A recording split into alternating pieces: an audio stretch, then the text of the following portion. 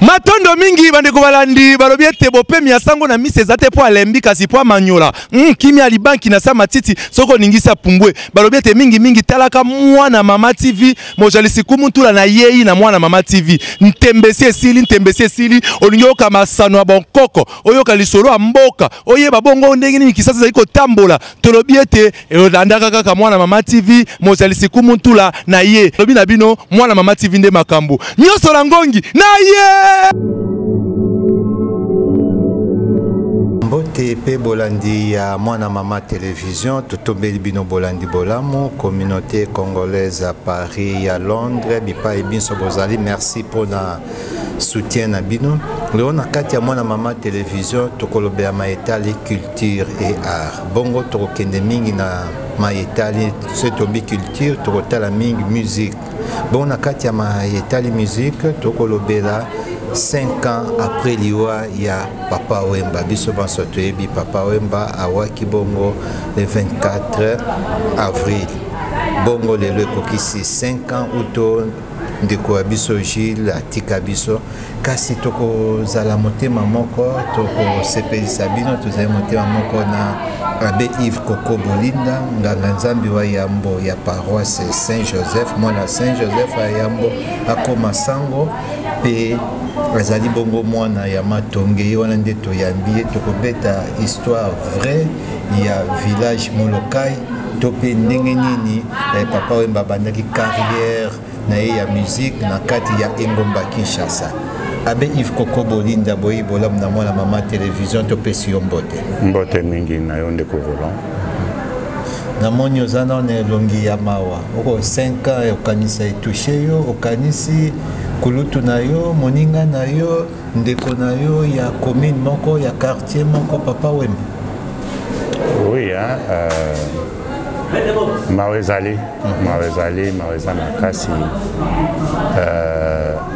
makasi pambate d'abord azana biso souté toza toujours qu'on se réaliser que atika biso toza qu'on se réaliser na noté que akepa kolonzambe pona biso zaka lokola Papa Wemba azana voyage akendaki concert à ozongela biso donc pour na biso to ndimate ke Papa Wemba a créé kasi wana ezali pe mbala inso tokoyoka ye na miziki to ana posa te mato ezotinda biso toluka miso eruka emona nani nango ndenge oyala kaka te mungongo ezalaki na eyembeli na etelemeli na ebineli mwa ndambo wana ezozanga yango wana ezosalaka biso penza présence physique na ye. Quand on entend sa voix, on entend sa musique, on a envie de le voir. On a envie de le voir. Même si c'est vrai, il y a encore des images de lui, mais c'est quelque part toujours différent de sa présence physique, de sa vigueur. Voilà, ce qui nous manque. Merci mingi Abbé Yves Koko. Bongo okobeti ya biso lisolo moke ya village Molokai. Ebandaki boni. Village Molokai ebandaki na lobatango Papa Wemba a Longwe na Zaiko. Pe boko ba ebatikala kingambo kuna bakomi kofinga ye villageois Mouta pe sikaye abandi abino la sabino o bobengi villageois salaka pe akosala aye ko banda viva la musique ebandi ko simba ebandi ko kotsa mesisa pe aye ko bomoni mboka na ngango bolobaki mboka ngo yango village Molokai pe inspiration wana yalaki tellement inspiration ngalo ba divine pour c'est rare que Moutoua paie sa combo moko peut coïncider bongo na babalabala et si kaye avandaki peut elandani bongo masimanimba oswe lokolama kanda balabala na moko na inzia balabala na biso et sali pepe et kangami lokwa mboka moko boye ya lokwa loko moko boye nzamba sala kana lisolo ye aye ko bimisango libanda moni Donc comme village Mokowana, village Molokai et Sangani où ils ont na kati sikoyo ya boka munene lokola Matonge na kati ya ville munene ya Kinshasa. Donc pesi yango sikoyo valeur moko culturelle et valeur moko historique mbala moko. Et c'est le roi siège il y a makambo nyonso ya culture ya bana Molokai et boti basket club Molokai et boti judo club Molokai et boti les amis de Molokai, et boti les notables de Molokai, et boti les anciens de Molokai. Voilà na zoloba na niveau ya groupe penza mais et après na ba 8 groupes ya ba mama ya Molokai bazali pe ba uzala pe lelo ba jeune to benga ka ba chege ya récupéra il y a 12 groupes de jeunes chege où ya récupéra qui se reconnaissent des enfants du village Molokai. Donc, et comme patrimoine na bango. Donc, tu as ce village Molokai, tu as une valeur nyonso. Ba valeur nyonso to anezai. Boye banaka na indengeni. Mbala yambo to ezaka penza ya solo bofandaka na ye lokola ndeko na quartier. Boye banaka na ndengeni. E bandaka ndengeni makambo. Il y a Zalaki Yaya quartier, disons. Moni. Ah, Ozarano Moninga n'était qui ça se baka. Moninga. Tete. Aza Yaya Nanga. Papa Mbaza Yaya Nanga. Histoire de Salat et tout Kangama Pinza Makasi. Peut-être dans zone de la aussi.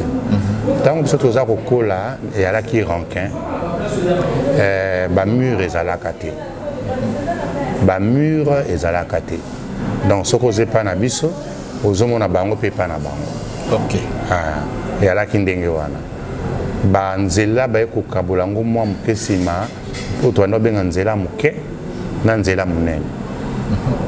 Après to ko bi ko tia mo ba fleur pour na kabola, ba ndelo ya ba mapan. Ok.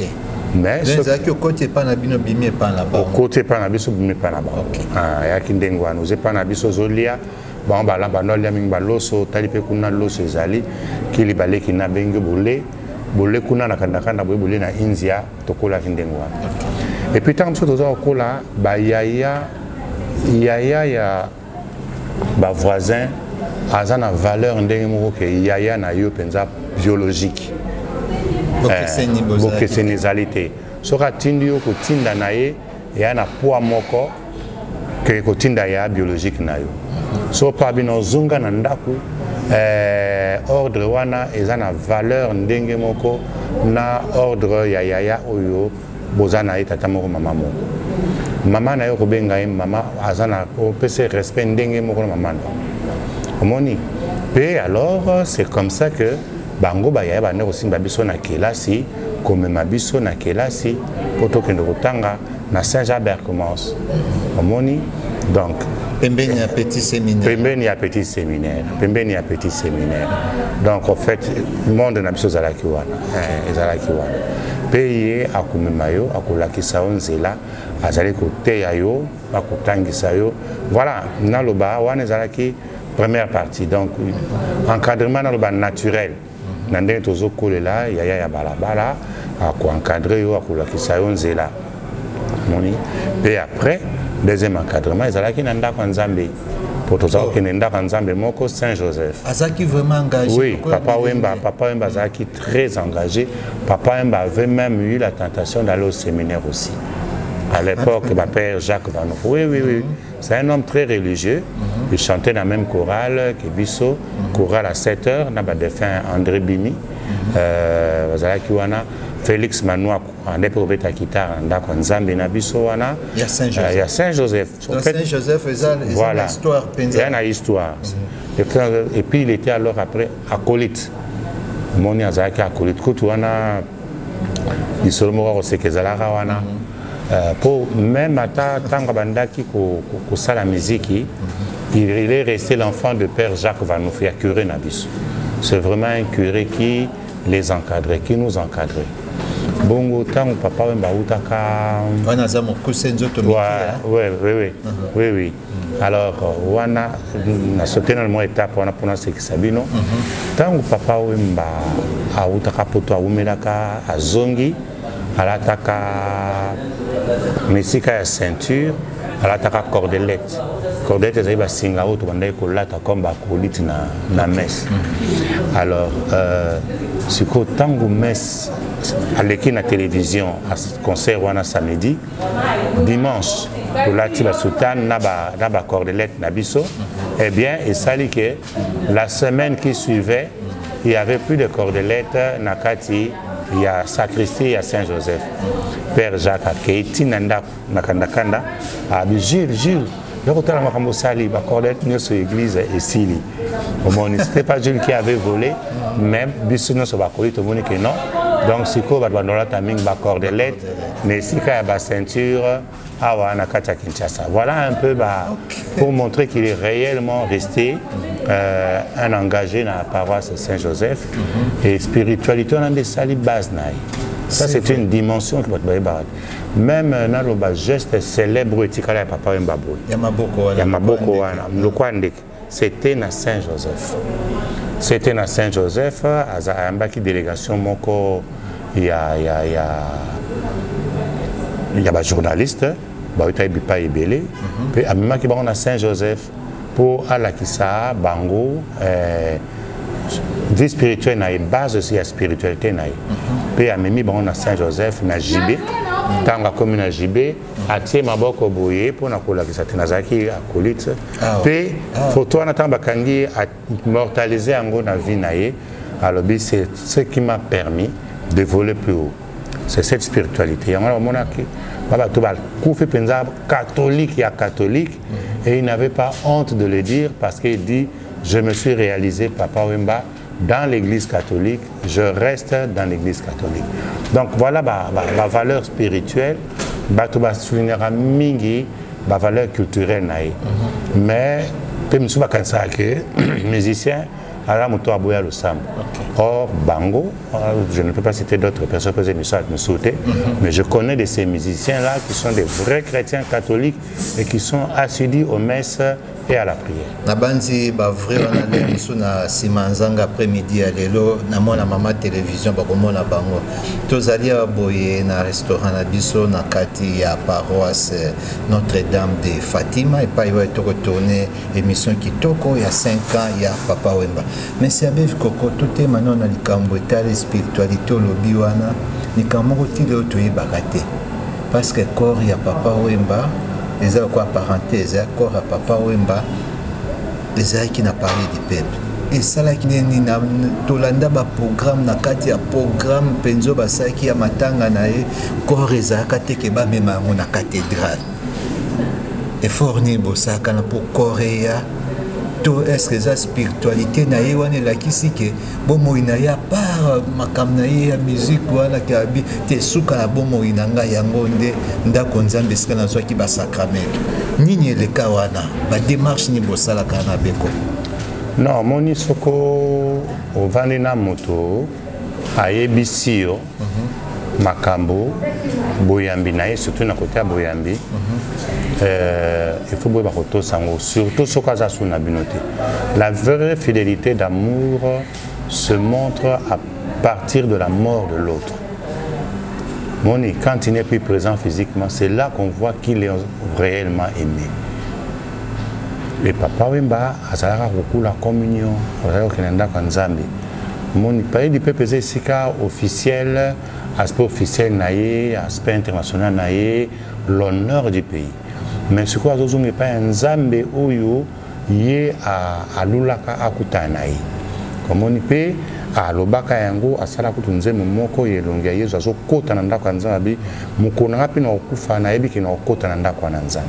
Donc wana ezalaki loko moko na kendaki ko limbola yango. Ezaki facilité de marche.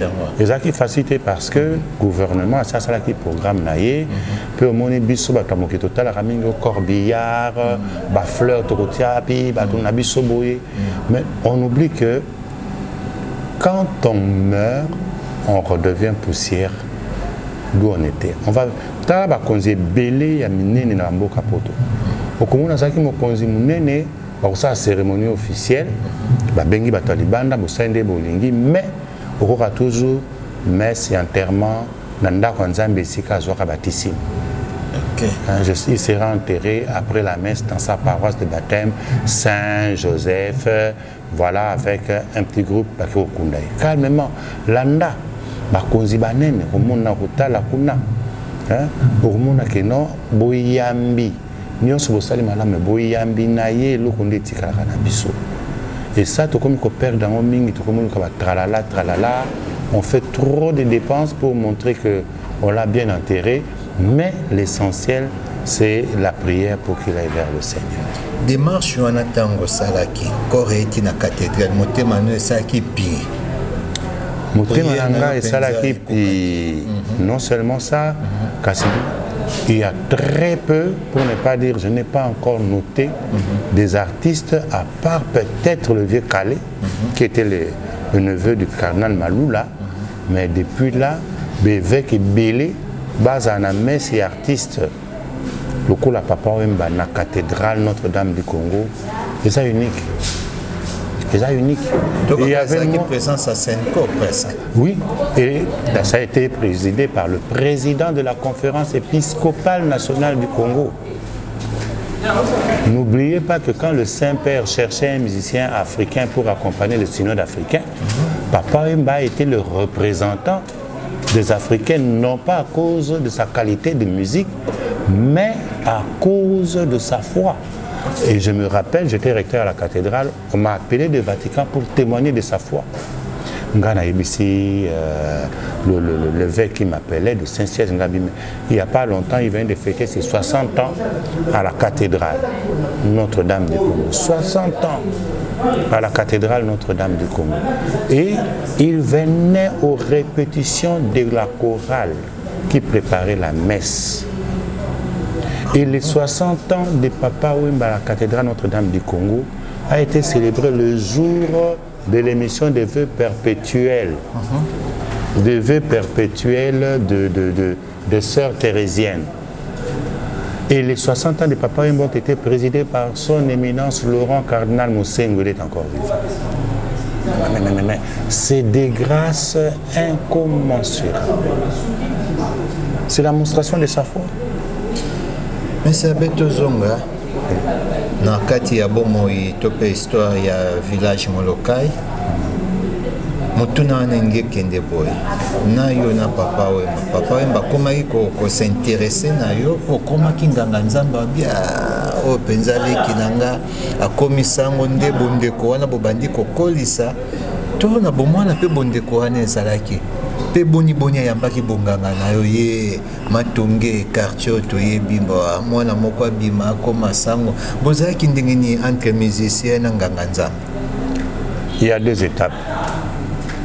Étape à liboso ezali temps on azo kende na grand séminaire. Au moins boaki na chorale bango ba évoluer sur côté à musique. Et bande ko pesa.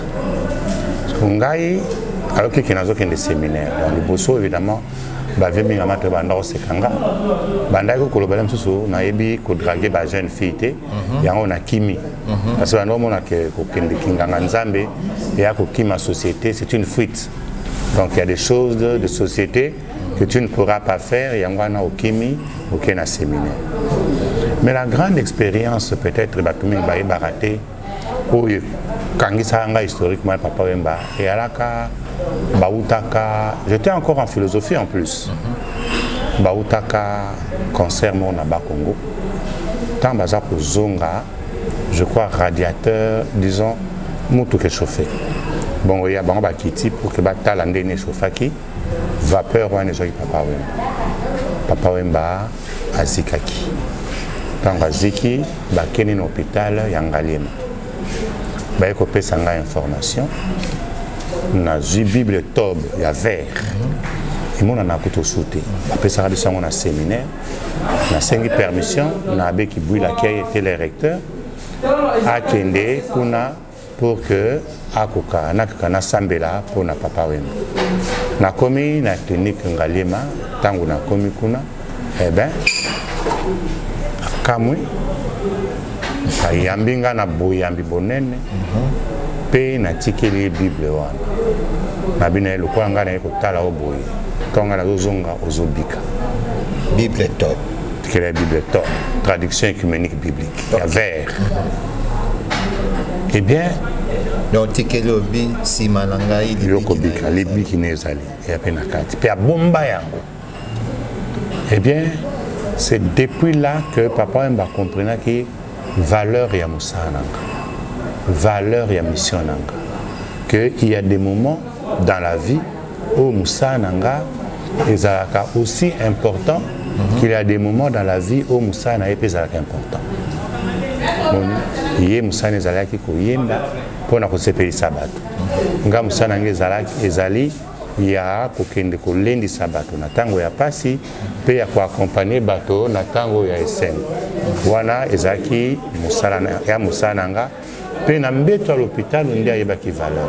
C'est à partir de ce moment là que ngana papa emba ba confidence ekomaki koévoluer muke pe ye azalaki kolandelanga na discipline. Monsa esaka mingi te asali mbole ebele akutana na mokonzi Yesu Kristo ti osalisaka epenza te sika babakana bonde kongo ezalaka ndenge ne ya nganga nzambe na musicien na yo osalisaka ete mbole ebele aza kokutana na mokonzi te. Mbole ebele anda kokutana na mokonzi te nakanisi na ba 88-89 na Bruxelles. Abbé Boss, de faire Abbé Boss, paix à son âme, paix à son âme, à Kende Kota l'Amazon à Paris, paix à celui d'Amazon, le colo à Libala, Amazon a dit mariage religieux. 89. Bah 89 tout banda débat wana.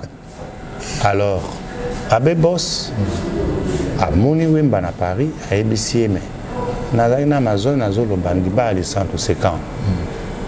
Alors oui babine il y a fundi ngepana yo ngape na ko funda yepa be ko kwaza na Bruxelles. Papa mbaye na Bruxelles et je me rappelle après il avait encore ça vewe na yewana salaka na nzembo.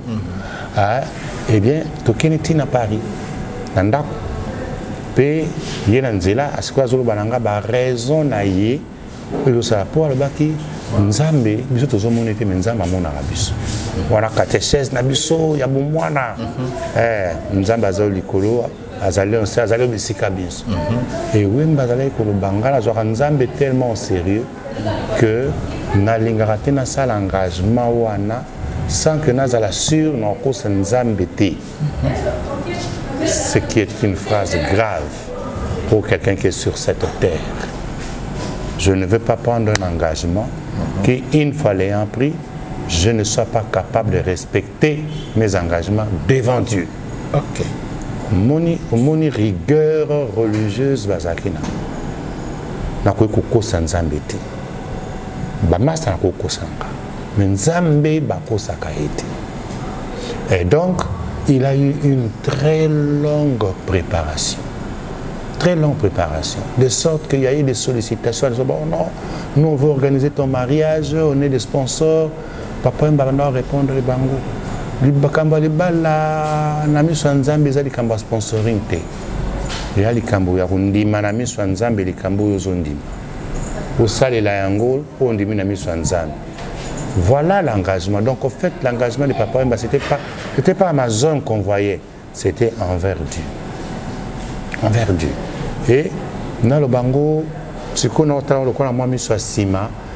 s'il savait que nous avons 10 ans, nous avons 15 ans, 20 ans. Voilà, maintenant avec Dieu qui masse ses ozongamakasi. Qui masse ses ozongamakasi. Et il est mort dans ces grâces-là. Ezaka sengo mtoka ko annoncer que anga banda sikoyo malongi ya libala pona yo ka ngondengeni.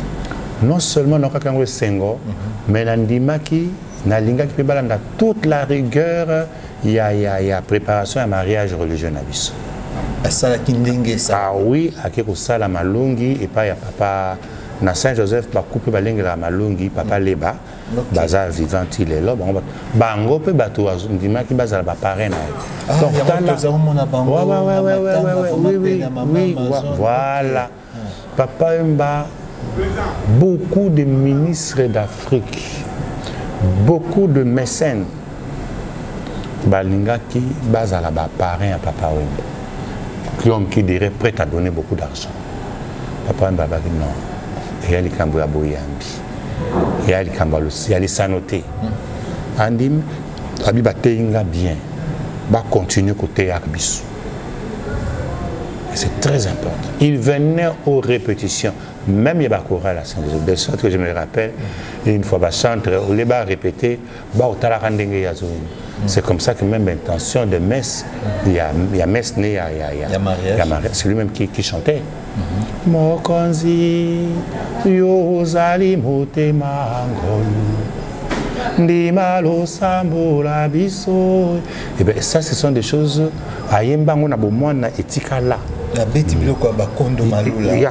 Voilà, c'est la génération. Okay. Génération, il y a un kondo malula. Il y a pété, il y a une harmonique. Et bien voilà, Papa Wemba. Cet homme de grande foi, il y a dimension que je suis en train de pleurer. Mais pleurs, c'est comme il y a Bobangité. Pleurs, il y a une joie d'un travail pastoral accompli. Omoni. Donc, au Fongolien Zélane à Bokonza Likolo. Azupe honneur wana Yakuzala collé la mana cathédrale. Avec la Senko. Naïbité, son asina koufi. Mais ndenge na ko mona sika ya kozala mingité. Oyo Senko ya ko diriger ni non. Merci Abe. Yo zai mwana moke, ozaki kuya ozaki ndenge ni bako benga na bino répétition zai ko salema wapi tant penza alongo zai ko bandi siko eloko na ye moko wana ba rêve na ye ya vivre la musique. Côté wana, ça fait partie de ses qualités spirituelles. Papa Wemba azali ko zwa musique ka lokola na lo balisanoté. C'était aussi une spiritualité. Okay. Quand je venais à ma répétition à Papa Wemba, eh bien, même un musicien parfois se levait pour me donner la chaise. Et puis parfois, s'il y avait une remarque à faire, non, Papa n'a pas place et même quand il a commencé avec les danseuses là, Fioti, parfois quand il les sélectionnait, si je suis là, il demandait mon avis. Hein. Ah oui, Papa Wemba était très humble, on dit maté. Et je me rappelle encore que banani villageois bazalo bananga non mais après mestre revendre dans le quartier. Papa Wemba matanga ko ya va na na quartier na ba tracer na biso wana va na balabala na couloir tout grand qu'il était. Mais il y a papa tout mon qui était. Papa na biso tout mon qui était. Ah non. Et ben voilà encore une histoire. Papa Wemba avant de faire ce dernier voyage, il est venu le matin à papa. À l'Obinanga, il y a programme de MCBM, vendredi, Tokunda, samedi. Moi, je voyage vendredi. Alors, dans ce cas, on sa papa Nabiso au revoir le jeudi. On bêta awa jeudi. Papa est venu jouer jeudi. À India. À Betty jeudi, on a payé. C'est là que finalement, sur on a vu l'image, il disait.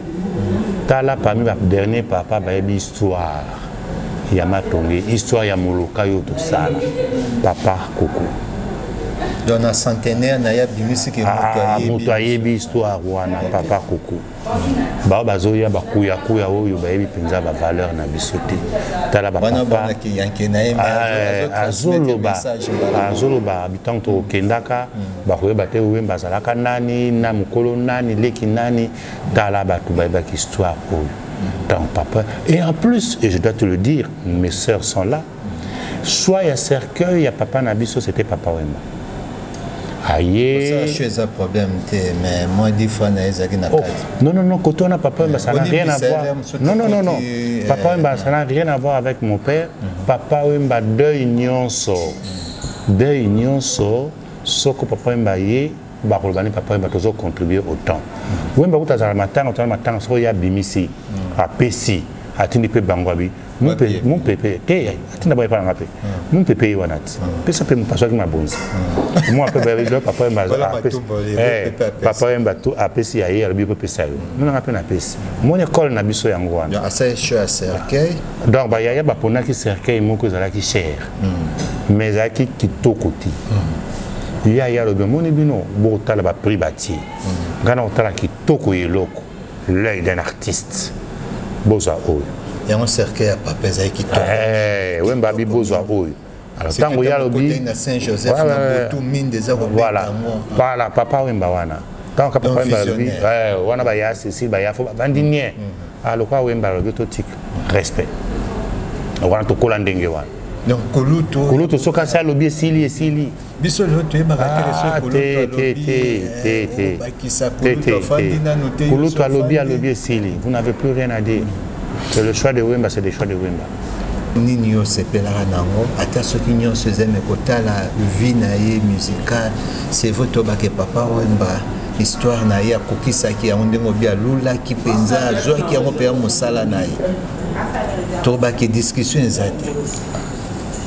Bien Dengolobi c'est très difficile mais parmi les meilleurs il y a toujours un plus que meilleur. Nzembo ya maman. Nzembo ya maman, j'étais même surpris. Tozala ki lobi na enterrement ya Abbé Kalanda. Mais ça tovanda ki basango bazo ba webi nga chaque anniversaire nanga na banda kaka fête Nzembo ya maman. Donc basango babi valeur ya Nzembo. Ce n'est pas une chanson dédiée à une femme d'amour, mais à une maman. Vous voyez? Donc, à une valeur. Parce que la maman n'est pas simplement une personne humaine, mais la maman est une valeur, est une référence qui fait que vous êtes vivant, existant ici sur Terre. Donc, pour moi, jusqu'à aujourd'hui, le meilleur cadeau, il y a un homme. Na mona ka nzembo kitoko ya robondo de côté sur ko fait maman que la maman de papa. Pour préparer kango na gouverneur sortant to abetaki kana cathédrale au moins moto benga te lobi la bekoko bonene ya milulu wana ya papa Wemba ezali na lobana na kadonza balinga pesa. Rien n'a été préparé, tout a été spontané. Et le spontané vient de l'Esprit Saint, le spontané est très beau. Mais c'est bien que vous avez fait ce programme, parce que vous avez un programme sur Miss Cézanne à 15h à Saint-Joseph, vous avez un Miss un programme il y a 5 ans. Il y a un peu ceux qui s'y tournent ce programme. Eh bien, déjà, le Tongo, pas de déconnion sur Molokai, il y a un gérant de fleurs, au Zalanaï, matinée. Et à 15h, nous avons la messe dans la paroisse Saint-Joseph. Si je mis ça, évidemment, tout panzana na couloir bisognos. Voilà. Merci Mingdobana ya RDC Bayamba Penza babosa na papa Mbate. Babosa na papa Mbate. Yango antolobi les le lancement et la cérémonie. Ah non, l'activité c'est bien. Pour notre Pierre Tombal n'a été. OK. Nous pouvons saluer les monuments. Ouais. Il y a un autre bâtiment à l'an 6. OK. Toujours Tiaboé. Toujours Tiaboé, toujours Tiaboé. Donc, il y a l'an 6, merci mingi ndimo ndima ikoleka mwana mama télévision za facilité tozoyo menzamba salaki 5 ans papa Wemba tala maso leki malam totondi obotondi merci abe. Merci beaucoup. Merci. Matondo mingi bandeko balandi balobi ete bopemi ya sango na mise eza te po alembi kasi po amanyola kimi alibanki na sa matiti soko ningisa pumbwe balobi ete mingi talaka mwana mama TV mojalisi kumutula na yeyi na mwana mama TV ntembesi esili olingi oyoka masano ya bonkoko oyoka lisolo ya mboka oyeba bongo ndenge nini kisasa ezali kotambola tolobi ete elandaka kaka mwana mama TV mojalisi kumutula na ye lobi na bino mwana mama TV nde makambo nyonso na ngongi na ye.